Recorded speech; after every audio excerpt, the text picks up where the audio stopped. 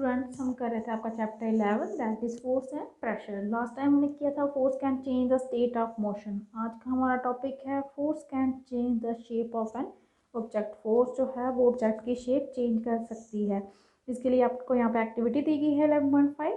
चलिए देखते हैं क्या बोला गया है। Some situations have been given column 1 of table 11.2। एक टेबल आपको नीचे दिया गया है 11.2 टेबल है, उसके कॉलम 1 में कुछ सिचुएशन दी गई हैं जिसमें ऑब्जेक्ट दिखाए गए हैं जो कि फ्री नहीं है मूव करने के लिए, खुद मूव नहीं कर सकते। जो कॉलम 2 है टेबल का, उसमें जस्ट सुझाव दिए गए हैं कि किस तरीके से आप उन पर फोर्स अप्लाई करते हो हर एक ऑब्जेक्ट पे।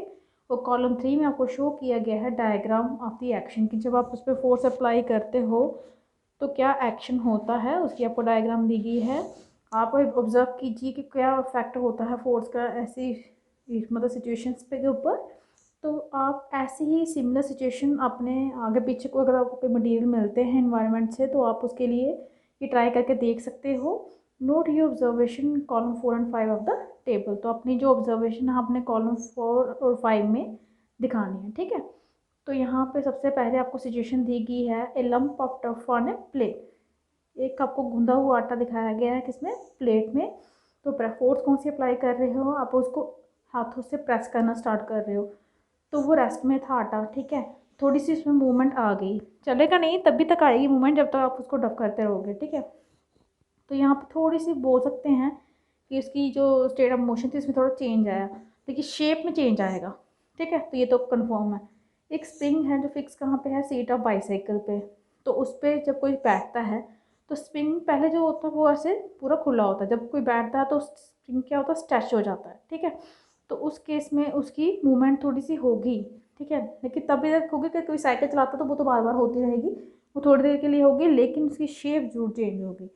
एक रबर बैंड है, हुक के साथ लटका हुआ है दीवार पे। तो उसके साथ अगर आप उसके फ्री हैंड के साथ अगर आप कोई वेट टांग देते हो तो उसकी शेप मोशन में भी चेंज आएगा, उसकी शेप में भी चेंज आएगा। मोशन में कैसे चेंज आएगा, वो मूवमेंट करना शुरू हो जाएगा पेंडुलम की तरह। और शेप में कैसे चेंज आएगा, क्योंकि वो रबर का बैंड है तो वो स्ट्रेच हो जाएगा, खिंच जाएगा, ठीक है। तो उसकी जो लेंथ होगी वो भी चेंज हो जाएगी। और लास्ट आपको सिचुएशन दी गई है, एक प्लास्टिक जब मेटल का स्केल है 2 ब्रिक्स के अंदर रखा गया है। आपने क्या करना, उसके सेंटर में वेट रख रहे हो, ठीक है। सेंटर में वेट रखने से उसकी देखिए यहाँ पे बेंडिंग हो गई है, शेप तो चेंज हो रही है। अब वो मोशन में कितनी देर आया, सिर्फ इतनी देर के लिए, तो वहाँ पे वेट है, हिलेगा तो नहीं बार बार, फिर से वो रेस्ट में आ जाएगा। तो इसलिए हम यहाँ पे ये नहीं कह सकते कि यहाँ पे वो मोशन में आया है, ठीक है। हाँ, शेप जरूर चेंज हो गई है, ठीक है।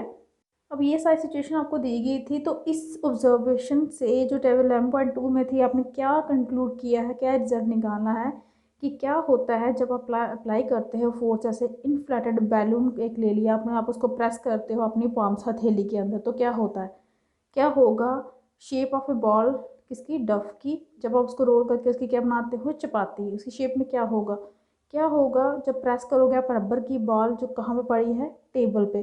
तो इन सभी एग्जाम्पल में आपने एक चीज़ देखी है कि जो जब आप फोर्स अप्लाई करते हो ऑब्जेक्ट पे तो उनकी शेप क्या हो रही है, चेंज हो रही है। इसका मतलब कि जब भी हम फोर्स अप्लाई करते हैं किसी ऑब्जेक्ट पे तो उसकी शेप क्या हो जाती है, चेंज हो सकती है। तो इन सभी एक्टिविटी के बेसिस पे जो हम परफॉर्म करने के लिए बोल रहे हैं, हमें एक ये रियलाइजेशन आती है कि जो फोर्स होती है वो ऑब्जेक्ट को मूव करती है रेस्ट से, उसकी स्पीड को चेंज कर देती है जब वो मूव करना शुरू हो जाता है, उसकी डायरेक्शन जो होती है ऑब्जेक्ट की वो चेंज कर देती है, उसकी जो शेप होती है उसको चेंज कर देती है। And may cause some or all of these effect. कई बार इनमें से कुछ इफेक्ट होंगे जब हम फोर्स अप्लाई करेंगे, हो सकता है कि सारे के सारे ये इफेक्ट भी हो सकते हैं। लेकिन एक चीज़ जो है वो इम्पॉर्टेंट है, याद रखना क्या, कि none of these action can be take place without the action of the force. जितने भी हमने अभी एक्शन ऊपर डिस्कस किए हैं ये बिना फोर्स के नहीं हो सकते। कहने का मतलब है object can not move by itself, कोई भी ऑब्जेक्ट जो है वो खुद से मूव नहीं करेगा, ठीक है, क्योंकि जब तक उसको कोई फोर्स अप्लाई नहीं करोगे आप। और ऑब्जेक्ट मूव नहीं कर सकता, ऑब्जेक्ट अपनी स्पीड चेंज नहीं कर सकता खुद से, और ना ही अपनी डायरेक्शन चेंज कर सकता है, ना ही अपनी शेप चेंज कर सकता है। कि जब तक हम उस पर कोई एक्सटर्नल फोर्स अप्लाई नहीं करते ऑब्जेक्ट पे, ना ही इसकी स्पीड में, ना ही इसकी मूवमेंट में, ना ही इसकी शेप में, ना ही इसकी डायरेक्शन, कहीं पे भी कोई भी चेंज नहीं आता। तो इन सभी चेंजेस के लिए हमें कोई ना कोई फोर्स अप्लाई करनी पड़ती है। तो ये तो था आपका change in the state of shape में, ठीक है। अब नेक्स्ट है हमारा कॉन्टैक्ट फोर्स क्या होता है, ठीक है। कॉन्टैक्ट फोर्स में सबसे पहले है आपका मसलर फोर्स। आपको यहाँ पर बताया गया है कि आप पुश या लिफ्ट कर सकते हो बुक को जो टेबल के ऊपर है बिना उसे टच किए। क्या आप बकेट की बाल्टी को बिना उसे पकड़े उठा सकते हो? तो जनरली आप कह सकते हो कि to apply a force on an object your body has to be in contact with the object, कि अगर आपने अप्लाई करनी है कोई भी फोर्स ऑब्जेक्ट के ऊपर तो जनरली आपको क्या करना पड़ेगा, उस ऑब्जेक्ट के कंटेक्ट में आना पड़ेगा, उसे टच तो करना ही पड़ेगा। तो जो कंटेक्ट है वो किसी भी फॉर्म में हो, चाहे वो आप हेल्प स्टिक की हेल्प से कीजिए, रोप की हेल्प से कीजिए, ठीक है, कांटेक्ट तो होगा ही होगा। और जब आप पुश करते हो ऑब्जेक्ट को, जैसे स्कूल बैग ले लिया या बकेट ऑफ वाटर ले ली, ठीक है, where does the force come from, वो फोर्स आती कहाँ से है जिस फोर्स से आप ये सब काम करते हो। ये जो फोर्स है ये किसके कारण होती है? Action of muscles in our body, जो हमारी बॉडी के अंदर मसल्स होते हैं, जब वो काम में आते हैं, जब वो मूवमेंट में आते हैं तो ये फोर्स अप्लाई होती है। तो इसका मतलब कि वो फोर्स जो किसके कारण होती है, मूवमेंट ऑफ मसल्स और एक्शन ऑफ मसल्स, उसे हम क्या कहते हैं? मसलर फोर्स। और ये मसलर फोर्स ही होती है जिसके कारण हम अब परफॉर्म कर सकते हैं जितनी भी एक्टिविटीज़, जैसे मूवमेंट और bending of body. Class 7th में आपने पढ़ा होगा कि जो प्रोसेस होती है डाइजेशन की, उसमें फूड जो है वो पुश होता है एलिमेंट्री कैनाल में, आपके डाइजेस्टिव सिस्टम में। तो क्या ये भी कोई मसलर फोर्स है जिसके कारण ये सब होता है? आपको ये भी पता है आपके लंग्स एक्सपैंड करते हैं, कॉन्ट्रैक्ट करते हैं जब आप सांस लेते हो, छोड़ते हो, ठीक है। तो ये क्या सारे मसल्स के साथ लोकेटेड जुड़े, कौन से मसल हैं जो जिसके कारण ब्रीदिंग होती है, सांस लेना वगैरह होती है, ये भी कोई ना कोई मसल्स करते ही होंगे। क्या आप ऐसे कुछ एग्जाम्पल बता सकते हो फोर्स जो प्रोड्यूस होती है कहाँ से? मसल से। कहाँ पे? हमारे बॉडी में। जो आपके एनिमल्स हैं also use muscular force to carry out their physical activity and other task. जितने भी काम करते हैं एनिमल्स, चाहे वो फिजिकल एक्टिविटी है, वेट उठाते हैं, जो भी काम करते हैं एनिमल्स, तो उनके लिए वो भी मसलर फोर्स का यूज़ करते हैं। एनिमल जैसे आपने बैल देखे होंगे, हॉर्स देखे होंगे, डंकी, कैमल, इनको बड़े सारे काम करने के लिए यूज़ किया जाता है। तो ये सारे काम करने के लिए ये क्या यूज़ करते हैं? अपनी मसलर फोर्स, जैसे कि ये फिगर में दिखाया गया। अब ये इसको खींच रहे हैं बैल, तो यहाँ पे भी उनकी क्या अप्लाई हो रही है? मसलर फोर्स। क्योंकि अब मुझे मसलर फोर्स जो है वो तभी अप्लाई होती है जब हम किसके कांटेक्ट में आते हैं? ऑब्जेक्ट के कांटेक्ट में आएंगे। तो इसलिए मसलर फोर्स को ही हम क्या कहते हैं? Contact force. Are there other types of contact force? Let us find out. क्या और भी कोई टाइप होते हैं कांटेक्ट फोर्स के? तो वो हम अभी फाइंड करेंगे। उसके लिए आपको दिए गए हैं यहाँ पे friction. Recall some of your experience, अपने कुछ एक्सपीरियंस याद कीजिए। एक बॉल रोल करते हैं ग्राउंड पे, उसके बाद वो स्लो हो जाती है, ये हमने पहले भी पढ़ा है, फाइनली वो रेस्ट में आ जाती है।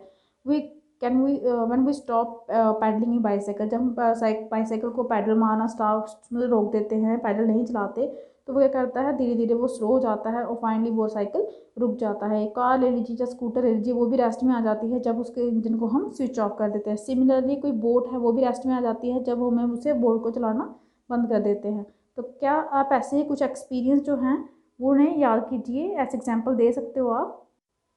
अब ये जितनी भी सिचुएशन हमने भी डिस्कस की, यहाँ पे कोई भी फोर्स एक्ट नहीं करती ऑब्जेक्ट पे जब उनकी स्पीड धीरे धीरे डिग्री कम हो जाती है और वो रेस्ट में आ जाती है थोड़ी देर के बाद। तो क्या कारण होता है जब उनकी स्टेट ऑफ मोशन में चेंज आ जाता है? क्या कोई ऐसी फोर्स भी है जो एक्ट कर रही है उन पर? क्या आप गैस कर सकते हो किस डायरेक्शन में जो फोर्स है वो अप्लाई कर रही है इन ऑब्जेक्ट्स के ऊपर? जो फोर्स रिस्पॉन्सिबल है in change of state of motion of objects के लिए इस सभी एग्जाम्पल में, वो है आपकी फोर्स ऑफ फ्रिक्शन। मतलब हमें कोई फोर्स दिख नहीं रही है, हमने फोर्स लगाना अप्लाई करना बंद कर दिया, हम पैडल चलाना बंद कर दिया तो साइकिल खुद ही रुक गया। पहले तो चल रहा था धीरे धीरे, लेकिन मतलब कहने का मतलब फोर्स हमें दिखाई नहीं दे रही, लेकिन कोई ना कोई फोर्स है। और वो फोर्स क्या है? फोर्स ऑफ फ्रिक्शन आपकी। It is the force of friction between the surface of the ball and the ground that brings the moving ball to rest. ये कौन सी है फोर्स ऑफ फ्रिक्शन होती है? किसके बीच में? सरफेस ऑफ बॉल और ground के बीच में, जिसके कारण मूविंग बॉल किस में आ गई? आपकी रेस्ट में आ गई। सिमिलरली जो फ्रिक्शन किस में होती है? वाटर और बोट में, ब्रिंग्स टू स्टॉप, वो भी रुक जाती है जब आपको उसको चलाना, बोट को रोक देते हो।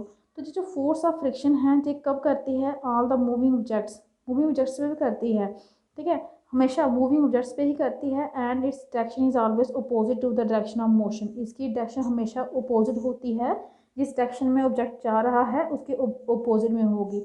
Since the force of friction arises due to contact between surface. अब क्योंकि ये जो फोर्स ऑफ फ्रिक्शन है किसके कारण होती है? कॉन्टैक्ट होता है जब दो चीज़ों ऑब्जेक्ट्स के सरफेस के बीच में। तो ये आपका एग्जाम्पल हो गया किसका, कॉन्टैक्ट फोर्स का, ठीक है। इसका मतलब फ्रिक्शन भी आपका किसका एग्जाम्पल है, कॉन्टैक्ट फोर्स का। आपने पढ़ा होगा कहाँ पे, फोर्स के बारे में चैप्टर 12 में अभी हम करेंगे, उसके बारे में हम ज़्यादा डीपली पढ़ेंगे। आपको ये जान के हैरानी होगी कि it is essential for the agent applying a force, कि जब भी कोई भी एजेंट अप्लाई करता है फोर्स कहीं भी करना हो तो ये हमेशा उसके कॉन्टैक्ट में होना चाहिए। अब देखना पड़ेगा कि कैसे, ठीक है। अब ये तो था आपका कॉन्टैक्ट फोर्स का टॉपिक, तो उसमें फ्रिक्शन का भी एक टाइप, फ्रिक्शन भी एक इसका टाइप आ गया कॉन्टैक्ट फोर्स का। आज यहीं तक रखते हैं, कल करेंगे हम नॉन कॉन्टैक्ट फोर्स का नेक्स्ट वीडियो में। Thank you.